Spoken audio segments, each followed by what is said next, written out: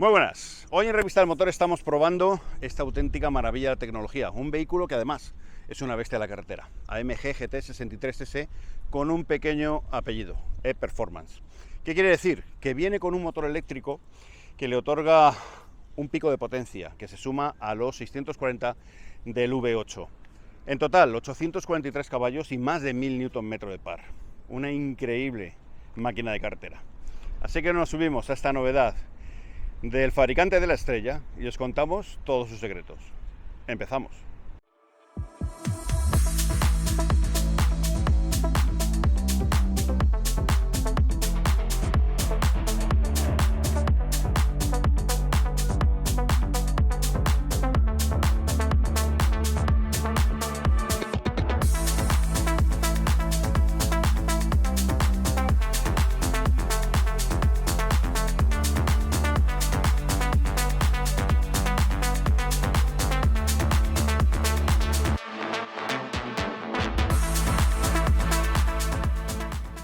Bueno, pues aquí estamos, interior de la AMG GT 63 E-Performance. No deja de ser una AMG GT con todo su lujo, con toda su calidad y nada que no hayamos visto antes.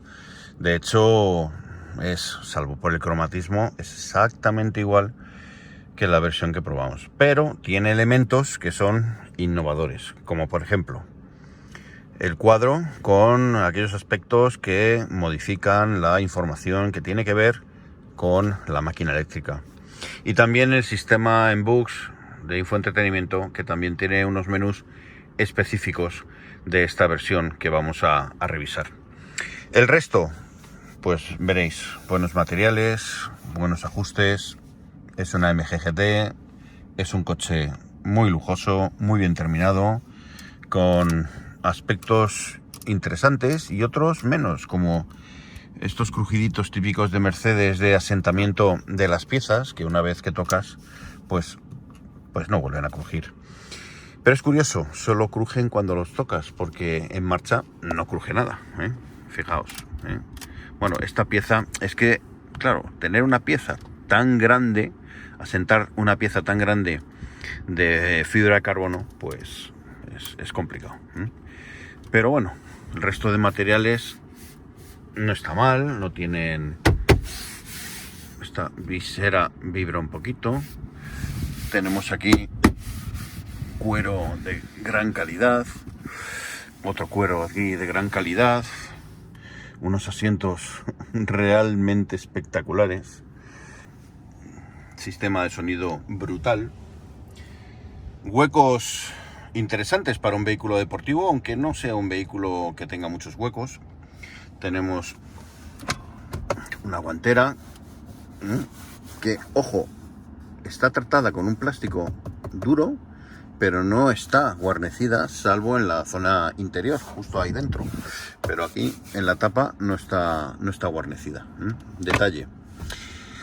Sí, apertura amortiguada, muy sofisticado, huecos específicos para la dosificación de fragancias, ya sabéis, para los modos especiales, y bueno, pues huecos en las puertas, no muy grandes, pero suficientes para tener, bueno, pues algún apoyo de alguna botella o algo. Tenemos en la consola un hueco más grande, fijaos, con una tapa súper sofisticada, ¿eh? Hay que empujar y luego ella misma se recoge. Bueno, pues tenemos ahí dos posavasos, una toma de 12 voltios a la izquierda y un conector USB-C. Podríamos tener alguna cosa más, ¿eh? El espacio lo tenemos. De forma opcional podremos tener más conectores. Y luego en la consola, fijaos, la consola típica de los AMG GT. Y aquí tenemos el hueco para otro USB y para más cosas. Completamente tapizada. Más cositas. Bueno, aquí tenemos, ¿veis? El hueco para una botella y poco más. Para abrir el depósito y para abrir el maletero.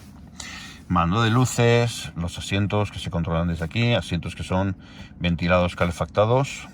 Y desde aquí también podemos elegir los ajustes del asiento contrario, derecho. por eso pone aquí una R. Botón que en el otro lado pues no aparece. Volante, el volante es espectacular. Lo peor que tiene el volante es que tiene estas zonas de alcántara que a mí no me agradan. Prefiero que sea cuero.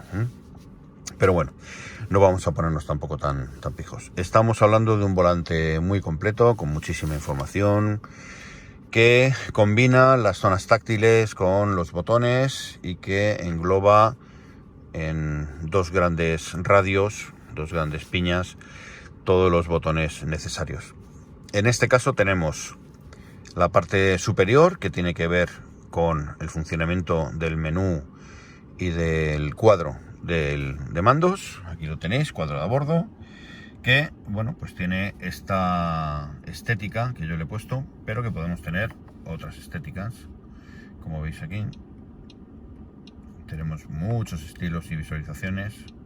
Tenemos el modo clásico, ahí lo tenéis. Tenemos, esto es un poco rollo de tener que ir menú, el deportivo, que es el amarillo típico de AMG,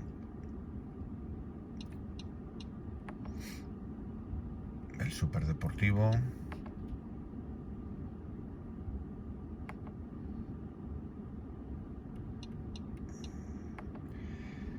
el discreto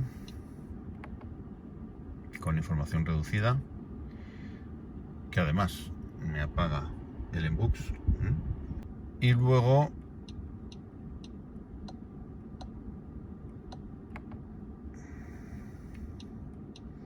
la visualización estándar, que este es el modo estándar de este modelo. Tenemos muchísima información, pero claro, aquí ya incluimos lo que es la máquina eléctrica y por lo tanto hace gala de esa información. ¿Dónde? Bueno, pues aquí tenemos ya la batería con su nivel de carga, y luego vamos a elegir un cuadro un poquito más visual. Aquí. Bien. Aquí podemos ya elegir diferentes opciones. Por ejemplo, ¿veis? Aquí aparecen unos menús. Podemos colocarnos en las tres áreas diferenciadas, que es esta, esta y esta. Y justo en cada área tenemos unos submenús. Aquí tenemos, ¿veis? Esta bolita que va bajando, pues ahí vamos viendo los submenús. Bueno, como veis, el consumo en estos 7 kilómetros ha sido 8,3, yendo despacito. En total, durante la prueba ha sido de 15,3, con momentos de todo tipo. Luego en el centro también tenemos información relevante, como los kilómetros totales. Fijaos, el coche está sangrando, que tiene 1936 kilómetros. Hemos sido de los primeritos en probarlo. Aquí los consumos instantáneos, uniforme. ¿Veis los datos que hemos visto antes? Consumos en kilovatios. Y luego aquí la posibilidad de verlo en pantalla completa. Todo esto, no voy a incidir demasiado en ello porque ya lo hemos visto en el anterior AMG GT. Todo esto orientado también a la conducción más eficiente de este vehículo, porque bueno, lleva una máquina eléctrica. Eso le va a ayudar a tener unos consumos más contenidos, pero no os llevéis a engaño. Este es un híbrido enchufable con etiqueta eco, orientado con una máquina eléctrica, orientada fundamentalmente a la conducción deportiva. Es un vehículo AMG y es un vehículo que está muy orientado a ese aspecto, con la batería y el motor eléctrico dimensionados y preparados para un uso intensivo en circuito. Como veis, aquí tenemos el menú AMG, donde podemos ver la temperatura del motor, temperatura del aceite motor, temperatura del aceite, temperatura del refrigerante, temperatura del motor eléctrico y temperatura de la batería. Luego tenemos aquí lo que es la potencia y el par, tanto del motor de combustión como del motor eléctrico. Aquí los modos de conducción que hayamos elegido y diferenciados en cuanto a la respuesta del motor, tipo de caja de cambios, modo de la AMG Dynamics, modo de la suspensión y modo del sonido del motor. Y aquí el cuadro de fuerzas G. Todo esto se modifica también con estos botoncitos que tenemos aquí. Aquí podemos ir eligiendo los menús. Aquí, por ejemplo, elegimos la cámara y si le damos al botón, ¡pum!, aparece la cámara. ¿Veis? Vamos a quitarla. También si cambiamos, aquí podemos controlar el ESP, la suspensión, la caja de cambios. La caja de cambios en automática y en manual. Manual pura. No cambia por ti. El alerón, el AMG Dynamics, y desde aquí pum pum pum lo vamos cambiando. Igual aquí podemos ir cambiando diferentes menús. Se van combinando todos los mismos menús, se van combinando en este botón. Y luego aquí tenemos los modos de conducción. Modos de conducción, que esto es una ruleta, a ver si lo puedo poner así, un poco incómodo. Modo eléctrico, modo invierno, modo individual y luego modo confort, modo Sport, Sport Plus y Race. Luego tenemos otro botoncito interesante que tiene que ver con la parte eléctrica. Y es que, veréis, dependiendo del modo que hayamos elegido, vamos a tener más o menos capacidad de retención. ¿Y cómo lo seleccionamos? No lo vamos a hacer con las levas. Las levas solo funcionan con el cambio de la caja de cambios del motor de combustión. Pero si le pulsamos aquí, ¡pum!, aquí aparecen las retenciones. Retenciones que puede ser ninguna, navegación a vela, cuando vayamos con el motor eléctrico, que podemos ir hasta 130 km por hora, mínima retención, un poquito más de retención y máxima retención. Aquí es donde Mercedes dice que tenemos una especie de e-pedal, pero ya os digo que no. ¿Por qué? Porque la frenada no es suficientemente fuerte como para detener el vehículo por completo. Tendremos que frenar nosotros, pero sí que nos ayuda a recuperar energía, bastante energía en ciudad, sobre todo en ciudad, ¿vale? O podemos regular la recuperación de energía si estamos yendo en circuito, si queremos recuperar más en las frenadas o si estamos bajando un puerto y queremos aprovechar mayor energía. ¿Qué pasa? Que en los modos más deportivos también lo tenemos activado, ¿vale? Pero en el modo Race, a ver si soy capaz de ponerlo ahora, en el modo Race ya viene prefijado, no podemos bajarlo de aquí, ¿veis? No me deja bajarlo al mínimo. Ya hay un nivel de retención prefijado, que no es, solo es este, no es ni el medio, ni el mayor, ni el cero. Solo es este, disponible para el modo Race. Si bajamos un punto más, veréis que aquí sí ya tenemos disponible todos los modos de retención. Bueno, curiosidades. Como veis, coche interesante, máquina muy tecnológica y todo orientado para el mayor disfrute al volante. Y volante que, ya digo, tiene el resto de piñas. Aquí podemos verlo. Tenemos todo lo que es el control de crucero adaptativo. Tenemos aquí todo lo que es el control multimedia y el asistente vocal. Y aquí el control de esa pantalla. Vamos a ver si os lo puedo enseñar así. Aquí podemos movernos hacia arriba, hacia abajo, en todas direcciones, ¿vale? Para ir seleccionando aquellos aspectos o aquellas funciones que queramos del sistema de infoentretenimiento. Los ajustes del vehículo, que aquí tenemos, bueno, pues todo lo que podemos cambiar. Fijaos, vamos a ir al principio, todos los accesos rápidos que tenemos activados, asistentes a la conducción, que bueno, tiene todos, hacemos un breve repaso así rápido, ya sabéis, aquí con tus animaciones, las opciones de carga, ¿vale?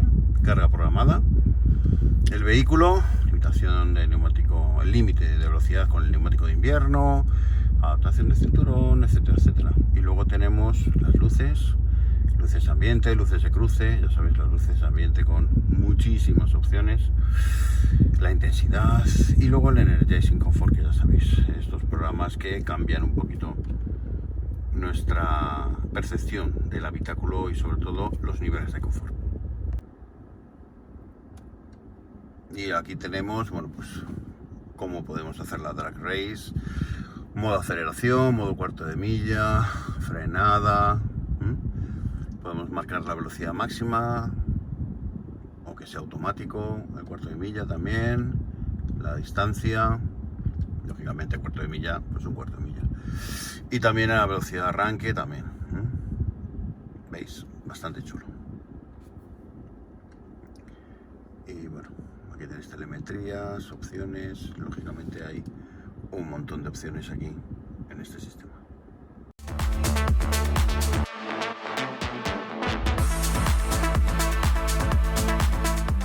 Bueno, pues aquí estamos, plazas traseras. Plazas traseras que son dos plazas traseras. Si os fijáis, tenemos unos asientos que son prácticamente idénticos a los que tenemos en las plazas delanteras. Esto nos quita la polivalencia de un 5 plazas, pero mejora mucho la experiencia en las plazas traseras, sobre todo en una conducción más dinámica. Pero es que además no tenemos merma en cuanto al nivel de confort que podemos tener en estas plazas. Sí deciros que lógicamente son unas plazas especiales y que en este caso pues no podemos aprovechar ni abatir estas plazas para aumentar la capacidad de este coche, con lo cual, bueno, que si alguno tiene la capacidad de podérselo comprar, que lo tenga en cuenta. Bueno, pues aquí estoy sentado en las plazas traseras. Bueno, es un alucine este coche y os voy a decir por qué. Fijaos cómo me queda la parte superior del umbral de la puerta, bajito. He tenido que hacer algún escorzo para tener que agacharme y poder entrar, pero luego entras y es un alucine, porque tenemos, fijaos qué distancia tenemos con respecto al asiento delantero. Asiento delantero que está puesto en mi posición de conducción, mide 1,88 y yo voy detrás. Fijaos, es que voy perfecto. Es verdad que cuando me echo para atrás ya noto el techo, ya lo toco, ¿vale? Pero no es incómodo, no vas encajonado, no es de estos que vas ahí, que no sabes qué postura coger y quedarte así durante todo el viaje. Libera mucho la sensación de tener un techo solar abierto que además despeja e ilumina mucho. Los reposacabezas, si estás bien sentado, quedan a una buena altura de la cabeza, fijaos justo aquí. Tenemos bastante buena visibilidad, a pesar de que los asientos delanteros vienen con los reposacabezas integrados. Pero son asientos que os los estoy enseñando ahora, son bastante estrechitos, con lo cual, bueno, pues no quitan demasiada visibilidad y no hacen que estar en estas plazas sea más claustrofóbico de lo normal. Tenemos muchas atenciones, tenemos huecos en las puertas, huecos forrados, que no está nada mal. Tenemos control de temperatura para las dos plazas, indistintamente, o sea, es individual, es un sistema de climatización de 4 zonas. Tenemos atenciones como una consola fija, donde tenemos una zona de carga con dos USB 2.0 y tenemos también dos posavasos. Túnel de transmisión alto, pero aquí no importa porque no vamos a andar cambiándonos de un lado de otro. Entramos por esta puerta o entramos por la otra. Desde ese punto de vista, ningún problema. Asientos súper cómodos, deportivos. Me gusta. Poquita ventanilla. A mí no me disgusta. Hay gente que le da claustrofobia. Pero yo creo que por esto, solo por esto, yo creo que podemos comprárnoslo, ¿eh? Si llegamos, que lo dudo. Yo por lo menos. Tenemos también calefacción en los asientos, no así ventilación. Y lo único que me disgusta un poco es que no puedo meter los pies debajo del asiento con el asiento puesto en la posición más baja. Es verdad que va en una posición muy baja y que subiéndolo 3 centímetros por lo menos, yo iría súper cómodo. Cosas interesantes, bueno, pues que tenemos unos asientos muy deportivos, muy destinados a una conducción muy deportiva, y hay una cosa que no me acaba de gustar, y es que no tenemos la posibilidad de tener un apoyabrazos, ¿eh? Aquí un apoyabrazos me habría venido fenomenal, porque a la hora de apoyarte, sobre todo cuando hacemos una conducción más deportiva, pues no me voy pegando con el hombro del otro, que nos vamos a ir moviendo los dos seguro, ¿eh? Coche espectacular a todas luces, coche hecho para disfrutar, para unos pocos. Maletero, que os enseño unas curiosidades del maletero que tienen que ver con esta filosofía de coche, con esta tecnología híbrida, y a conducir.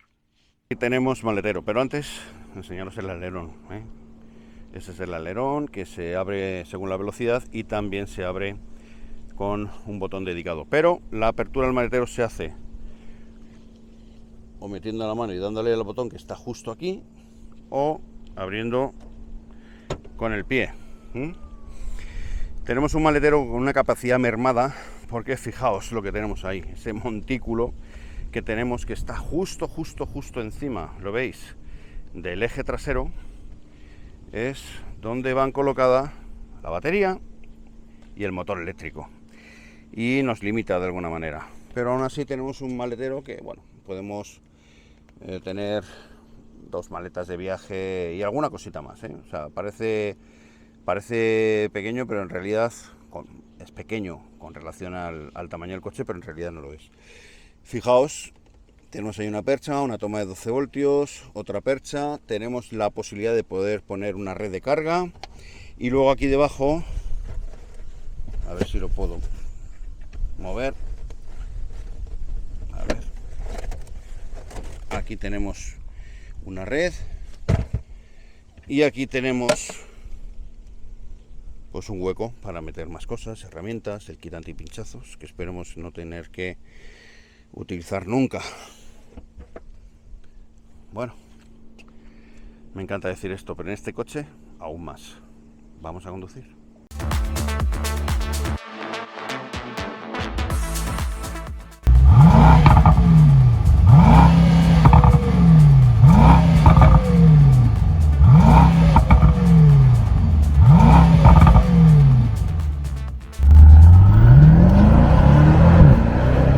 Bueno, pues aquí estamos probando esta bestia AMG GT 63S E-Performance. Ya me lo he aprendido. ¿Qué mejora con respecto a la versión sin E-Performance, sin esta máquina eléctrica diseñada sobre todo para las altas prestaciones? Pues cambia poco, porque el tacto sigue siendo el mismo. La versión anterior, con 640 caballos, os podéis imaginar que iba sobrada de potencia, y tengo que decir que en esta versión el peso extra que supone tener la batería, el motor, etcétera, no se nota como un gran lastre. Primero porque, claro, la potencia extra que tenemos compensa de forma muy evidente el incremento de peso, y porque luego es un coche que engaña mucho a las sensaciones, sobre todo la sensación que tenemos de tener un coche grande, porque es objetivamente grande, pesado, es objetivamente pesado, y hace que tengamos dudas en cuanto a sus sensaciones deportivas. Pero cuando te metes en faena con un coche de estos, son coches que te ponen a prueba tu pericia como conductor, y también la idea que tienes preconcebida de lo que debe ser la deportividad. A mí no me lo ha cambiado. Sigo diciendo que un coche deportivo tiene que tener sensaciones deportivas, y que es muy difícil hacer un coche deportivo que pese 2 toneladas. No digo que sea imposible, digo que es muy difícil.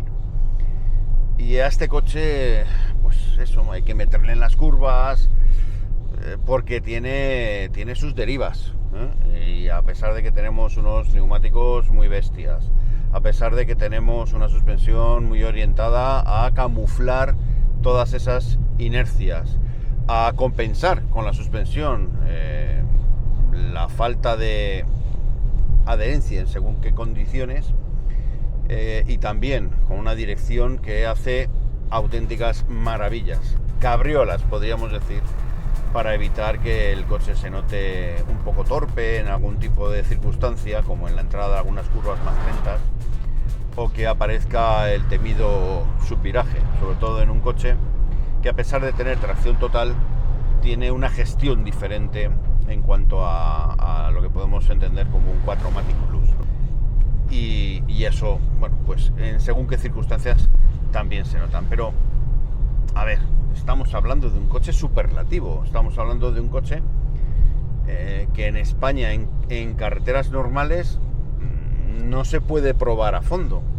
Es un coche que hay que meterlo en circuito sí o sí para intentar entender cuáles son las características de este coche, o incluso acercarnos a lo que pueda ser ponerlo en apuros. Es ahí y solo ahí donde podremos descubrir efectivamente todas las características deportivas de este coche. Es un coche orientado a una conducción en vía muy rápida, nos puede llevar de forma muy confortable, incluso os diría que en los programas más deportivos la suspensión trata con cierta benevolencia a los ocupantes. No es un coche súper duro, de hecho en conducción dinámica, deportiva o alegre, notamos algún movimiento de extensión que a lo mejor no nos hubiera gustado que estuviera ahí. Pero es entendible, estamos manejando un peso en un vehículo que no se puede disimular. ¿Y qué decir del motor?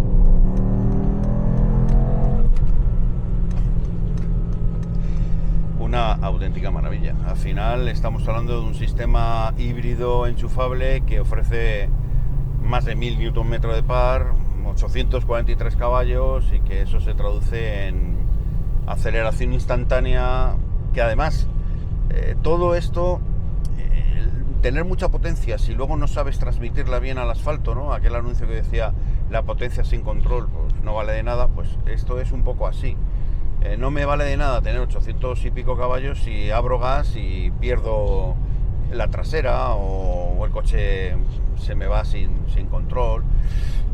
El sistema de tracción funciona tan bien que asusta la forma en la que acelera el coche sin pestañear y sin casi perder adherencia. La electrónica hace mucho, pero hay mucha ingeniería también en esto que hace que el coche sea peligrosamente fácil de conducir. Y digo peligrosamente porque habrá gente que se compre este coche, los pocos afortunados que lo hagan, quiero decir, y que crean que son mejores conductores de lo que realmente son, y querrán correr porque pensarán que con su coche pueden correr más de lo que hacían habitualmente, y se van a llevar una sorpresa, porque este coche corre mucho, pero también se descontrola rápidamente. Y cuando se descontrola, a pesar de que tiene un margen para descontrolarse bastante amplio, lo hace de forma brusca. No es un coche fácil de recomponer. Así que tenedlo en cuenta, aquellos suertudos que podéis comprarlo. Habéis visto los consumos. Poco importa en un coche de estos. Cuando alguien se compra un coche de estos, es que tiene muchos millones en el banco. Y yo creo que en estos coches poco importa el consumo. Pero es cierto que con la máquina eléctrica los consumos son más contenidos, y que podemos ofrecer unos consumos medios un poco más, que te obliguen a bajar un poco menos veces a repostar gasolina. Sorprende mucho la capacidad que tiene en los modos Sport de recomponer la batería. Lo hace de forma muy rápida y muy efectiva. Ya he dicho, está diseñado para correr y para tener la batería siempre a punto, con cargas y descargas muy rápidas. Y esto ofrece pues un consumo medio bastante apañadete, ¿eh? Estamos hablando de que en conducción deportiva podemos estar entre los 15 y los 20 litros, algo que es bastante más aceptable que lo que conseguíamos con la versión 63S. A secas. Otro tema a comentar, los frenos. Con estos pedazos de discos de más de 400 milímetros, que son creo que los más grandes que yo he tenido en un coche de prueba, no vamos a tener ningún problema para detener este coche en distancias muy cortas y de forma muy, muy efectiva. Además, No solo eso, es que además resisten muchísimo el trabajo intensivo en conducción deportiva. Es sorprendente lo fácil que es detener este coche en condiciones de conducción dinámica sin que nunca tengas la sensación de tener falta de frenado o que los frenos están cansados. De hecho, lo que antes se cansan son los neumáticos, que en esta versión tenemos unos Michelin, unos Pilot 4S, que están muy bien, pero para circuito no valen. Bueno, para circuito valen dos vueltas a fuego y ya te los has cargado, porque cogen temperatura muy rápidamente, mucha temperatura, y prácticamente se ponen a hervir directamente. Bueno, pues eso ha sido todo. Espero que os haya gustado esta prueba del Mercedes AMG 63 SE Performance. Si os ha gustado, por favor, le dais un like, y tan solo me queda desear que estéis todos bien, que estéis bien, con trabajo, con salud, que también lo estén vuestra familia, vuestros amigos, allegados, y sobre todo que nos volvamos a ver pronto, por aquí cerca, en vuestra casa, en Revista del Motor. Hasta la próxima.